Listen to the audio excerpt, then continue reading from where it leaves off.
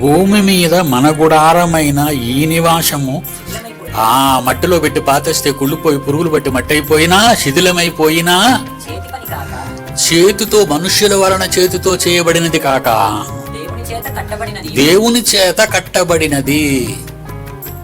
ఆ శరీరం మనకిస్తానన్నాడు దేవుడు. మరి నన్ను వేసుకోవడానికి మీరు అందరూ రెడీగా ఉన్నారా? దీన్ని వదలడానికే రెడీగా లేరు. బెంగెట్టేసుకుంటారు జ్వరం వస్తే చచ్చిపోతానేమో అని.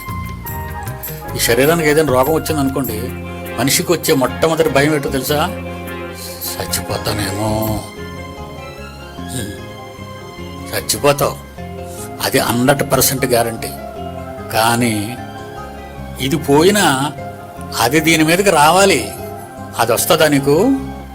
ఈ శరీరం ఆ శరీరం కావాలి అనుకుంటే ఈ శరీరం దేవుని పనిలో నిమగ్నం అయిపోవాలి. అర్థమైందా మీకు?